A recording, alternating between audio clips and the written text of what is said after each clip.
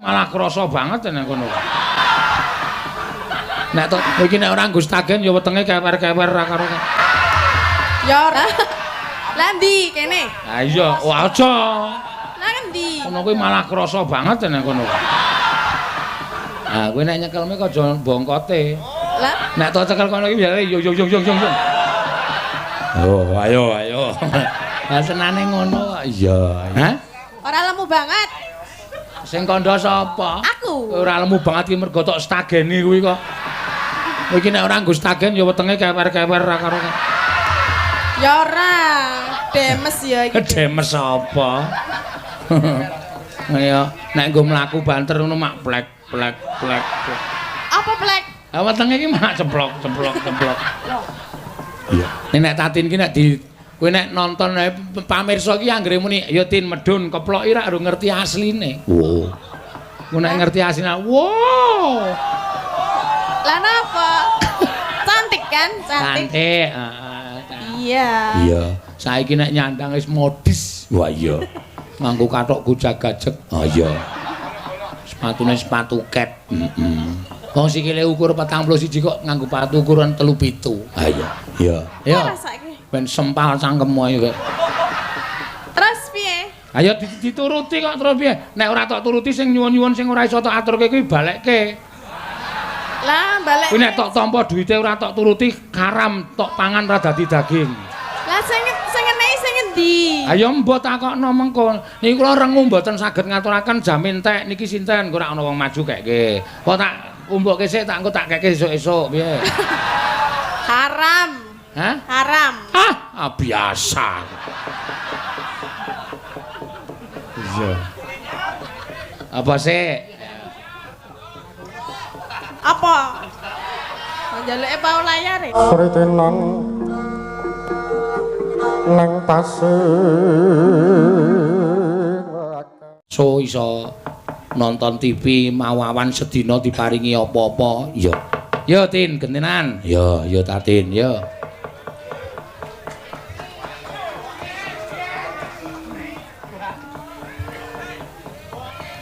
Iki ya lagi naik daun no.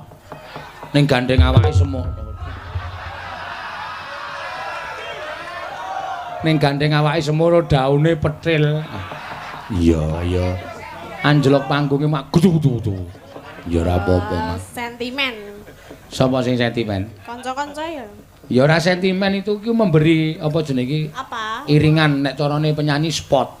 Ya. Masa sepate ngono lho. Lah ya sepote ngono ki delok-delok awake kok. Nek awake kurang piye ta? Ika kuwi awake kaya ngono. Iya. Kuwi medun ya paling ora dinaik spot. Nah kuwi wangun. Nek kowe arep disepoti kaya ngono ya ora wangun ya sepoti ya ming drum diglundungke kuwi. Iya. Mbok rahasia-sia ngene ya apik lho, ora lemu banget kok. Hah? Ora lemu banget. Sing kandha sapa? Aku. Ora lemu banget iki mergo tok stageni kuwi kok. Kowe iki nek ora nggo stagen ya wetenge kewer-kewer ra karo. Ya ora. Demes ya iki. Demes apa? Ayo, nek nggo mlaku banter ngono mak plek. Apa plek? Ah wetenge iki mak ceplok. Ya ora apa-apa. Ning nek didandani pancen ayu bocah iki pancen luar biasa no. Aurane sing den ki ana lho sing didandani malah elek. Oh. Ono ya, Mak. Ana nek preman malah utawa biasa malah ayu ning barang didandani malah njuwowok ra karu-karuan ana. Ning nek Tatin ki nek kowe nek nonton pamirsa iki anggere muni ya Tin medun keploki ra ngerti asline. Wow. Ku nek ngerti asline, wow. Lah napa? Cantik kan? Cantik. Iya. Iya. Saiki nek nyandang wis modis. Wah iya. Nganggo kathokku jagajeg. Oh iya. Sepatune sepatu ket. Wong sikile ukur 41 kok nganggo sepatu ukuran 37. Ah iya. Masa patang. Halo, tes. Nah, kowe nek nyekelme kok aja bongkote. Lah ndi kene? Ha iya, aja. Lah ngendi? Kono kuwi malah krasa banget nek kono. Nek to cekel kono iki biasane yo. Oh, ayo. Lah senane ngono kok. Iya. Mbak Tatin Saka Sentolo Kulon Progo. Ya ngono ya mau. Biyen iki melu aku ya urung iso apa-apa no. Iya. Saiki ya urung iso padha wae. Ha iya Nes. Saiki wis jos. Ya diaturke. Nembang apa pamundutan sing dene Niki mau ngampuk. kathah sangat Pak, enten WA saking Mbak Deta.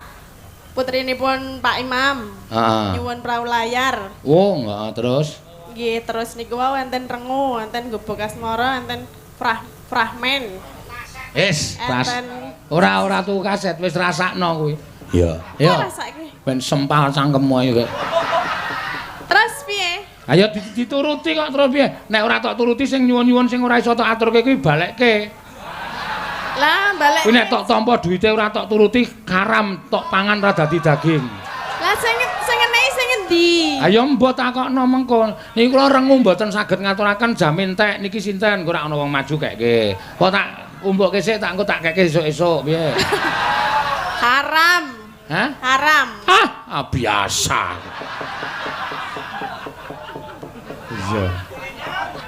Apa sih? Apa? Njaluke pau layare. Ayo sak arepmu. Ayo. Oke. Kok bar prau layar apa? Nyatane Elisa mau pindho ya ora apa-apa. Kowe pindho piye pindho kowe? Mbok ya nek pin. Ya. Iki napa prau layar? Lho bocah iki piye to ya? Mesti kan enten rengu nek 2 kali ya piye? Ya ora apa-apa kok ya wong wis nyambut gawe kok. Prau Gawe kok. Prau layar wae ya. Prau layar wae engko bar prau layar terus bawa apa daturke. Ya. Rasah nggowo nggih. Rasa ya ora apa-apa. Prau layar kagem keluarga Pak Imam. Ya, mbangane Bu iso Imam. ra iso transit kowe. Nggih wau pun dinunuti bubuk. Heeh. Awang kok nek nganti ra tok aturi, Mbak Deta nesu omong bapakne. Ya, mau Mbak Imam. Oh, Mbak anu sinten-sinten entuk dandan anu salin ning jero kamar, tati ning teras wae modal. Wah, jeng transfer 1 juta kula bilang, "Enggak usah, Mbak, enggak usah transfer, enggak apa-apa." Aku ngono. Oh, tenane. Nggih. Kaya kowe kok radoyan 1 juta. Wong kowe iki tak bayar kurang 50 ele mlecit. Lah ya aku nek karo wong liya ya ora kaya karo jenengan to ya. Kurang 50 piye, Pak? Iki wah wis tuna iki suwe-suwe. Wis ora apa-apa. Monggo, yo prau layar dados.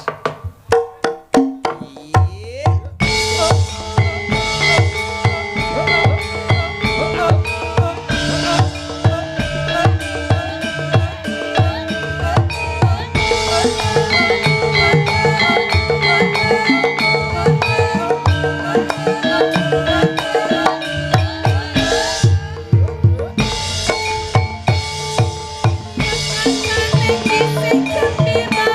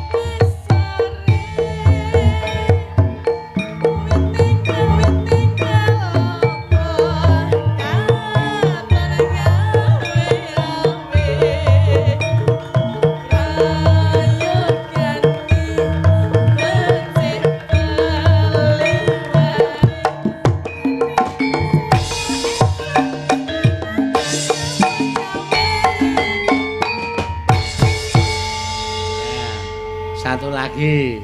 Aku le rada jane kowe iki apik ning ora kira gemak kok ora gelem kaya Ayu kae lho. Ya. Apanya? Le joget. Heeh.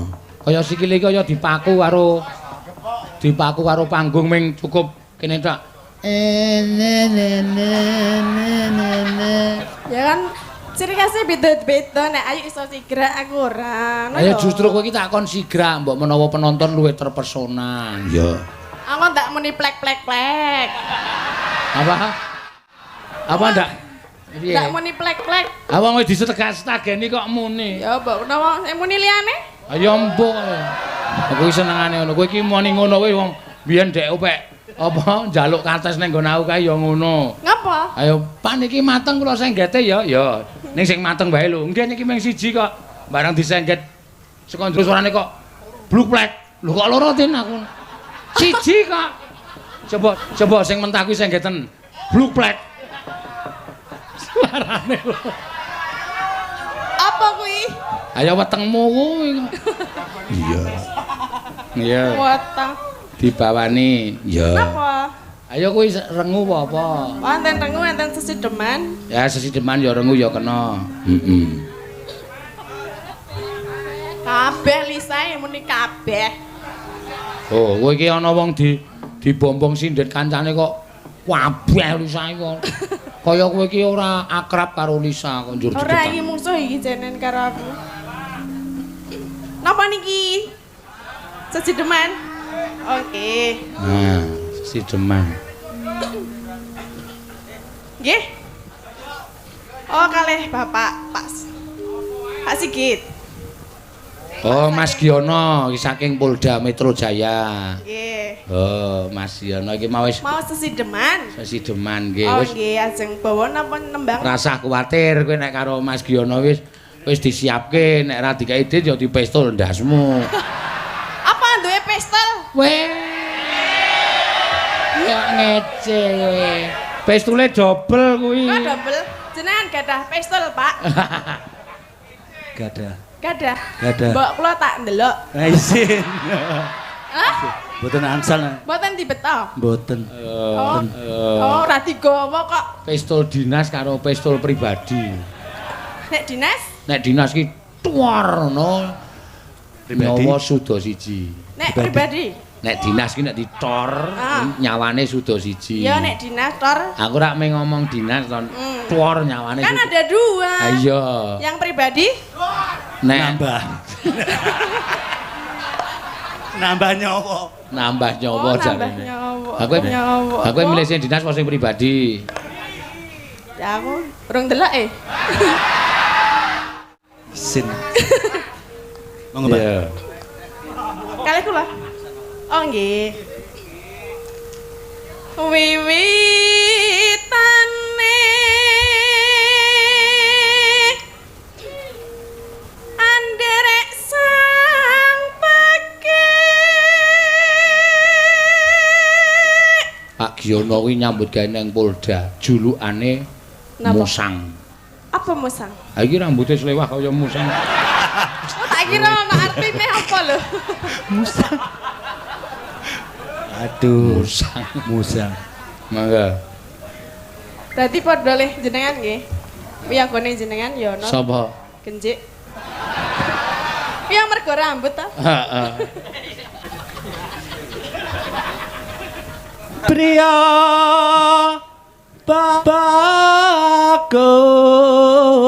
bagus kang olah budaya. Oh. Dadi aja dumeh, aparat iku ora mung kejem, kuwi ora urjane ora kejem. Nyatane dia berbudaya. Iya. Beliau bisa nembang. Suaranya juga bagus ya. Juga bagus. Iya. Ya. Ah. Waduh, aku gur muni suaranya bagus langsung. Aku ngerti kowe iki modus. Suaranya bagus langsung. Matur nuwun nggih, Pak. Ah. Ayan. Sesal ke ngendi? Bingung nggih ngendi ya? Ora kene tak sesal kene. Jono. Kula napa jenengan, Pak? sowan menyang kutha gedhe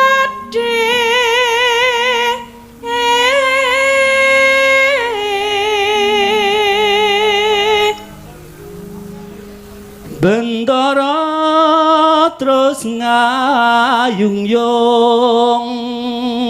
Oh, logate isih Jakarta. Bendara. Ya. Ketok ngono. Dadi logat Jakarta. Ya, kuwi nek nyanyi mesti nek Jawa mesti bendara terus gayung-yung. Ya, semono uga wong ki nek es kulino ning Jawa kok nyanyi cara modern ya ora iso. Iya, ngono ya Mak. Iya.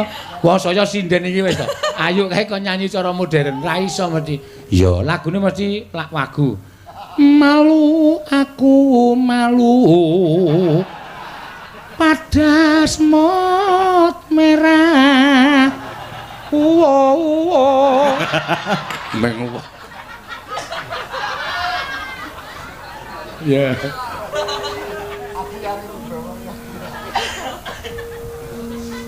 Selendang kuning Kang Sangki. kang saking wukir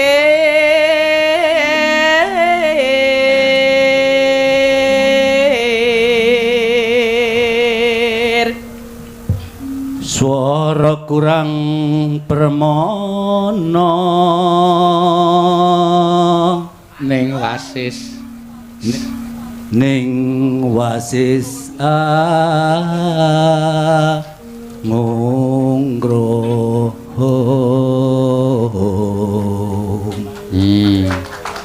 Isen.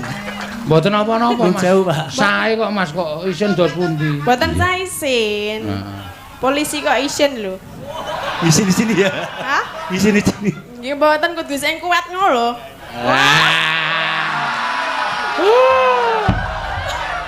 Oh iki modus iki. Lah piye to? Aku sampean kan oh ya tak alem terus iki. Ayo, jajal lho. Kowe tok alem terus ngene jet. Kowe anggere entek. Wah, jan sae lho suarane klek-klek. Wor. Lusut. Laguna ya le njaluk.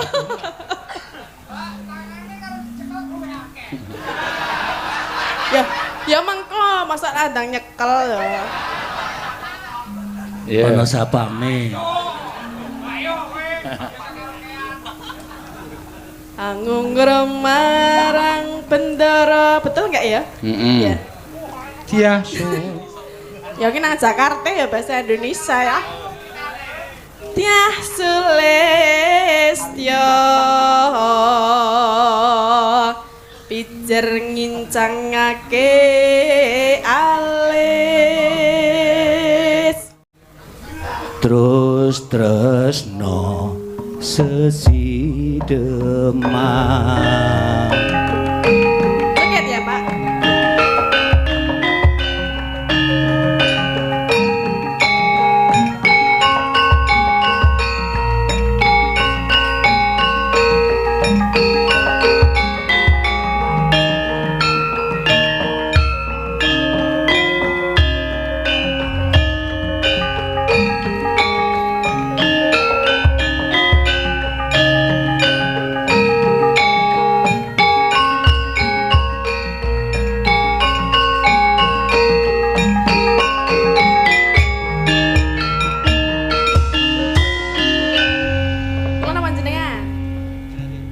Oke. Luwe becik patenana timbang pemisahan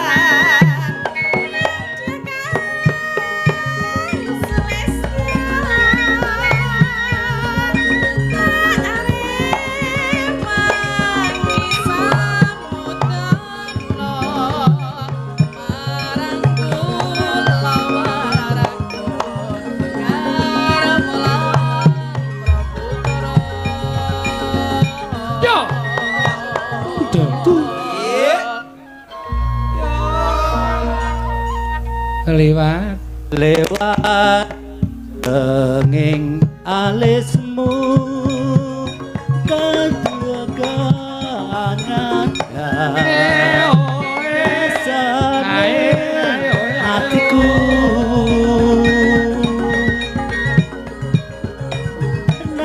Senajan wis lingsir ya swaku aku isih mampu nglateni sliramu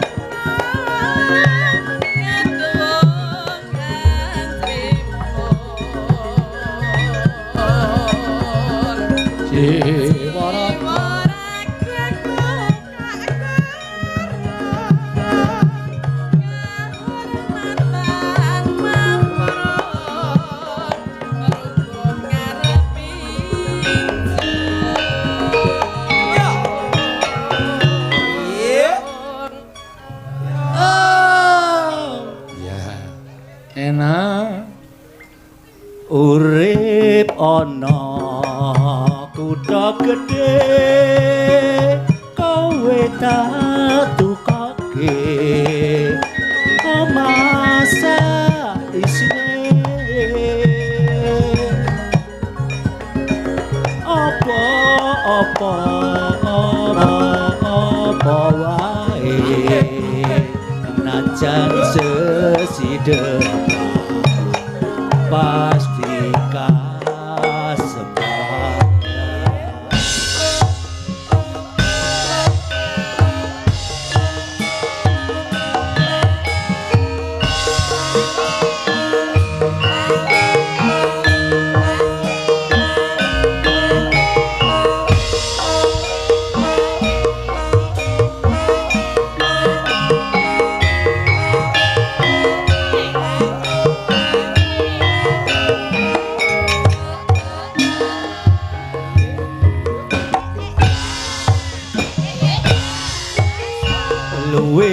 becik paten ana timbang perpisahan bengkas kang sulistya tak rewangi samudana marang kula dan pisan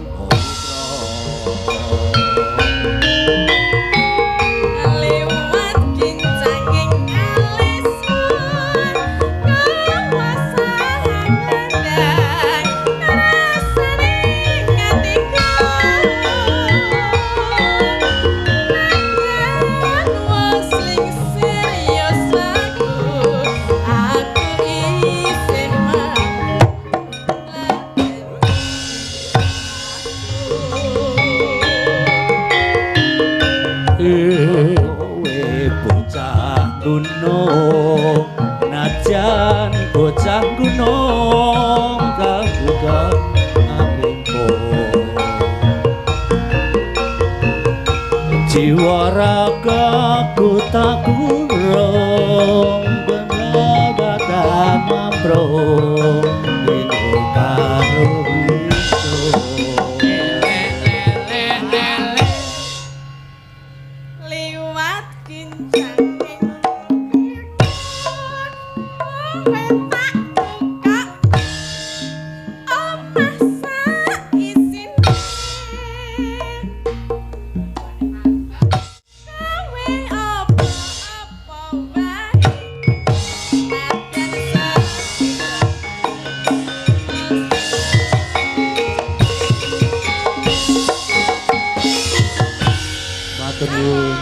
Matur suwun Mas Giono. Matur nuwun nggih Pak. Nggih suwantene jan apik tenan. Ah ora usah aneh-aneh. Lah piye? Lho suwantene apik tenan lho. Suwantene apik tenan tuwor bathukmu modar. Iya. Wah anggere arep apa jenenge ngalem arep ngalem. Ono sing walwel-walwel ya suwe-suwe abut. Ya. Sore tenan. Ya. Wis bali. Ya. Pamundutan liyane mengko diaturke gara-gara ya nek jam 1 kurang pisan. ya Mengko ndak wektune entek ndak malah ora prayoga kedadiane lakone ora kecekel ming ketung. oh penyanyi dangdut Menyanyi dangdut nganggo kathok cekak ngono kae. ha kok iso ketemu. Aku mien ya penggemar. Oh. Anggere ndelok ngono wah nek muni megal-megal wong nang kene bokonge iso tekan Taman Mini ngono. Sut ngono wah. Bocah iki kok suarane apik sajake.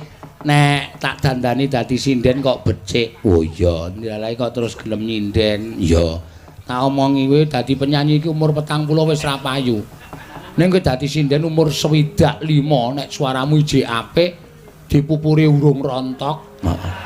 Kuwi bakal isih payu no. Wah, terus pindah haluan. Terus dadi penyanyi dangdut. Iya, ngono ya. Ya iki mau wis dilambari karo Mbak Ika Suhesti Saka ngendi? saka Tanjung Sari Gunung Kidul. Oh iya. Gunung Kidul Tanjung Sari Kemadang kono pelosok wetan. Iya. Goleki omahe angel ra jamak-jamak. Pas wingi pas loro tak tileki iki alah ya ampun wis saka aspal ki no. Iya. Menggok nengen ki lemah bluduk kae mbok 30 kilo. Iya. Aku nganti takon kene iki jek Indonesia urung ya Kang. Indonesia ya Pak. Apa ya wis ora ana wong-wong mula tanggane adohe ra jamak-jamak. Iya. Ngarep kebon kayu jati jembar bahkan kok tanggane mencit ning dhuwur gunung kae. Iya. Anggere ngabari wis oleh. Heeh. Ya ora apa-apa. Nek ya bocah kono malah ayu-ayu ya Nak. Iya. Monggo banyune arang lho. Heeh. Adus ya ora tau kok kuning-kuning. Iya, ya ora apa-apa. Ayo Elisa Orkarus Alaso ya Sa. Ya. Monggo. Iki sinden sing lagi wah wis nek ngebis nggugahi wong turu. Inggris muni joget nembang-nembang wis bengok-bengok ora karo-karuan kae. Ya karo kowe bareng, heeh. Anten pamundutan malih. Ana. Dari Pak D Buah depan gereja pesan lagu Ya. Jambu Alas. Oh iya. Walas. Lagunya buat Romo Herculanus, semoga sehat selalu. Matur Amin. sembah nuwun. Ayo. Nggih, Paseno niki wau kathah sanget. Nggih, pamundutan bodang kuning wonten. Ana. Tembang kangen wonten. Ana. Tapi kita berdua dapat tantangan. Tantangan apa? Ini bentar aku bacain dulu ya. Waduh, wis ana. Bar. Iki wis lunas iki mau tenan. Lunas maksudnya piye? Wis ditransfer. Tenang, ojo nganu sike ojo. Ojo apa? Ojo berpikir sing ora-ora sike ya. Ya. Iki khusus dinggo Paseno. Ya. Ah. Ki nek gaweanmu tak ajar lho kowe. Tak delok ke tenan mengko didelok. Ya. Sabar tak wacakake. Apa? Tak wacakake. Tak wacake ngono wae rasa kok anu karo. Ini di atas namakan Senomania. Senomania. Ya. Oh. Sudah lama gak dengerin Mbak Elisa nembang lagu-lagu alusan. Akhir-akhir ini lebih sering nembang lagu Podang Kuning atau yang lain. Terus ini mau memberikan tantangan yaitu menyanyikan lagu Sambung Wanci Dalu. Sudah saya transfer dan saya minta bawonya Pak Seno. Sudah saya transfer buat Pak Seno 1 juta. Udah nyampai di tempat saya. Jikalau ya. Omong karo sing ngomong kuwi. Nggih. Aku ki sak bawa ki paling ora 20 juta. Wah. Aku sak juta ki apa itu? Iki det lho, pirang-pirang ki. Tak keke kowe kabeh cover. Oh iya. Mengko. Berarti orang nerima tantangane? Bawane kowe wae, sak juta nggon aku PN. Tenane ngono. Iki diapengene duet tapi ne duet. Apa? Duet. Ben ketone Paseno karo aku Elisa Orcarus Alaso. Duet ki woh sing cilik-cilik nang Ilatireng kae. Duet. Duet ki sing segelas 500 kae. Dawet. Dawet ki sing dienggo awake dhewe kuwi. Dawet. Wes. Aku yo ngerti kok. Nek diblasokke ndlontor wae sak. Duet. Heeh. Duet. Ya. Duet. Oke lah. Ya, terima Duet. ya Terima. tantangan dan ngetoke nek Paseno karo Elisa kuwi sempak. Sempak. Ya. Kompak. Ya, Kompak. Ya, kompak.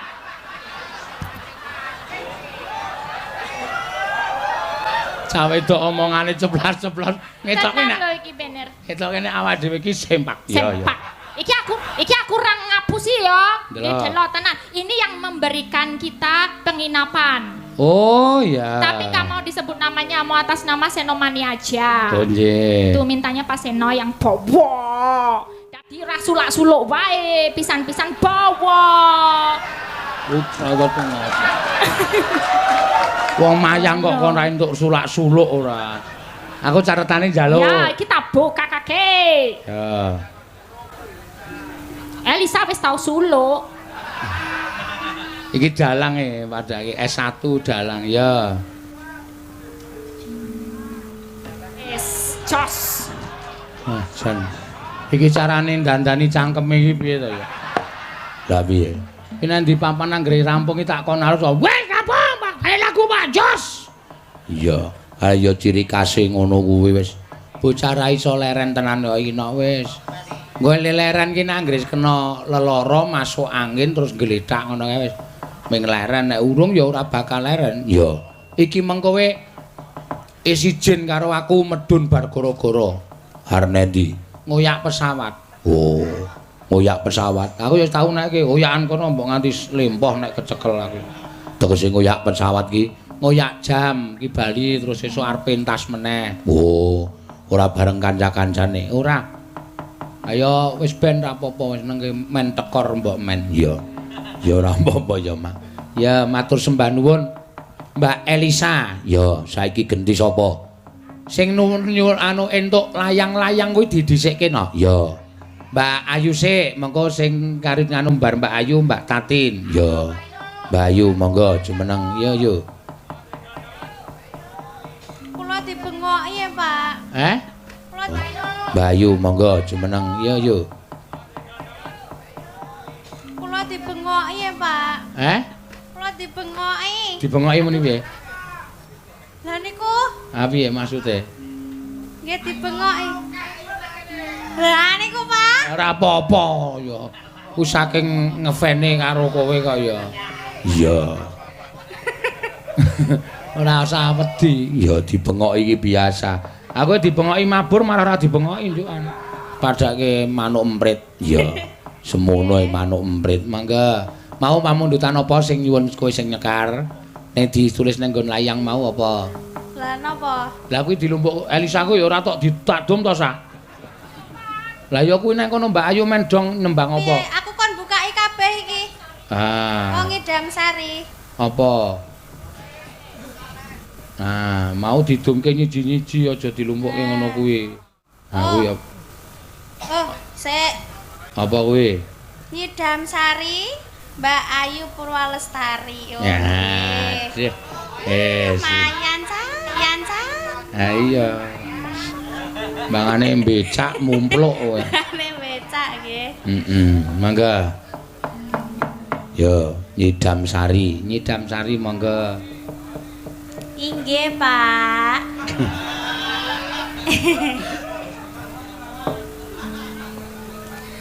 Duh, wang bagus.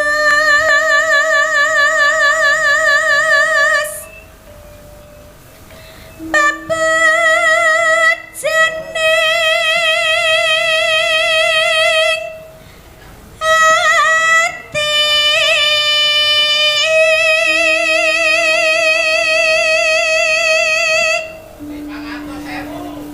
Nggih pundi no?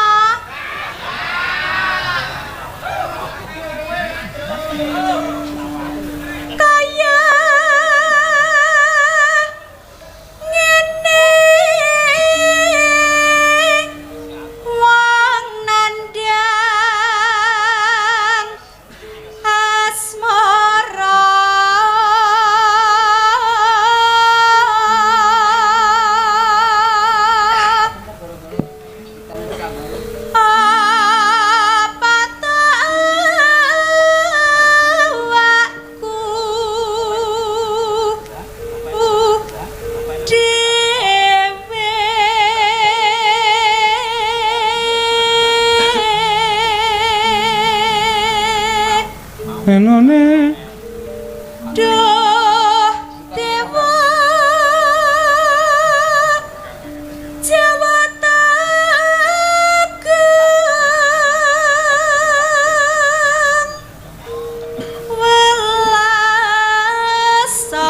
mring wak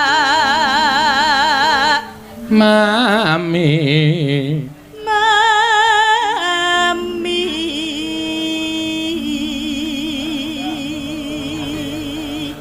besok kapan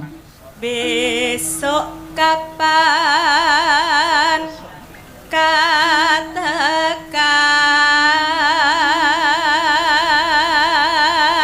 jejer lan wong bagus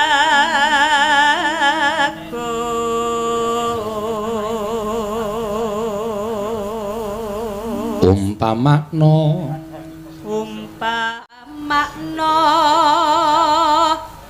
nah kodho tanpa prau sasat daraten pepetri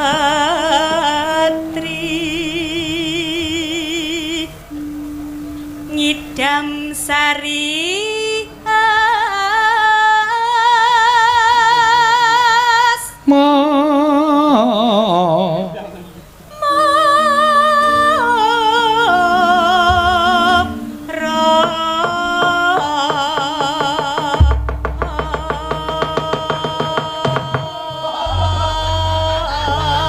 kedawan lendodo ki. Aku ana suarane ya dawa banget kok. Ya. Onana, ya.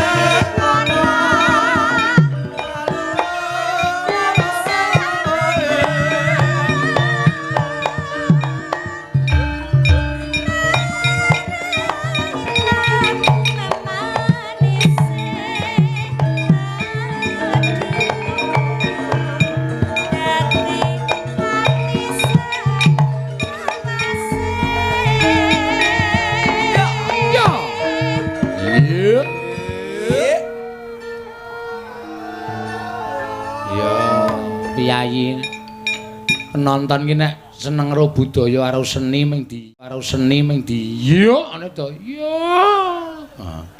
jejere abu apik monggo ya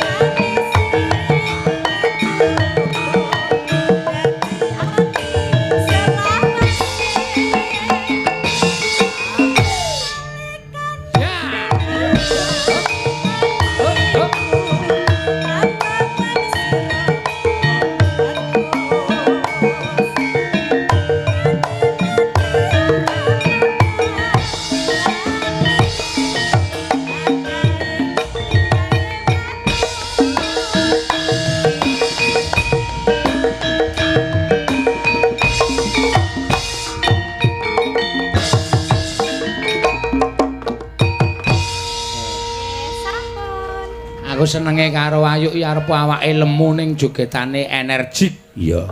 Mlayu rono, mlayu rene. Delokke wong karo gila-gila. Mas. Nyenengke ya, Mak. Iya, ya apik ya. Matur suwun, Mbak Ayu. Nggih, kula betah nggih. Ha iya, kuwi jatahmu kok. Nggih. Lho, tambah meneh. Wah. Oh, kok guyune kaya cangik yo. Matur nuwun. Mengko ndak wektune entek, ndak malah ora prayoga kedadiane, lakone ora kecekel ming ketungkul seneng-seneng ndak ora prayoga. Ya. Sritenan nang tasih